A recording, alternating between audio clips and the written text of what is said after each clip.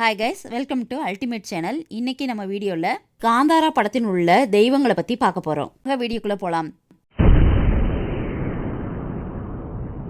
தெற்கு கர்நாடகாவில் உள்ள துளுநாடு மற்றும் கேரளாவில் சில பகுதிகளில் தெய்வங்கள் வழிபடப்படுகின்றன.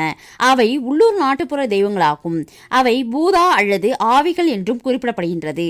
அவற்றின் வழிபாடு வேத காலத்திற்கு முந்தைய காலத்திற்கு செல்கிறது. அவர்களுடைய வழிபாடு எப்போது தொடங்குகிறது என்பது குறித்து உறுதியான ஆராய்ச்சி எதுவும் இல்லை. இந்து மதத்தில் தெய்வங்களானது அவர்களுடைய ஆதரவை பொறுத்தே வகைப்படுத்தப்படுகின்றன. சிலர் குல தெய்வங்களை வழிபடுகிறார்கள்.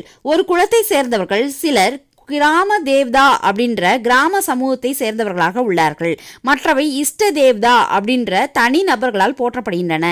தெய்வங்கள் சேத்திரபாலர்கள் அல்லது ஒரு குறிப்பிட்ட நிலத்தின் காவல் தெய்வங்கள் என்று அழைக்கப்படுகின்றன.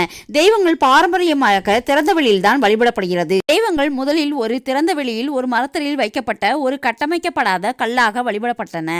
ஆனால் பல நூற்றாண்டுகளாக தெய்வ வழிபாட்டிற்கு சிலைகள் பயன்படுத்த தொடங்கின. காந்தார படத்தின் கதை பஞ்சுர்லி மற்றும் குளிக்கா ஆகிய இரு தெய்வங்கள் வழிபாட்டை சுற்றி வருகிறது.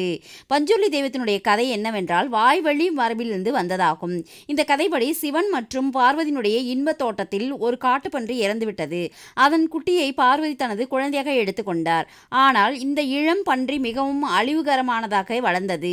சிவன் அதை கொல்ல முடிவு செய்தார். ஆனால் பார்வதி தேவி பன்றியை நேசித்ததால் தனது செல்லப்பிராணியை கொல்ல வேண்டாம் என்று சிவனை சமாதானப்படுத்தினார்.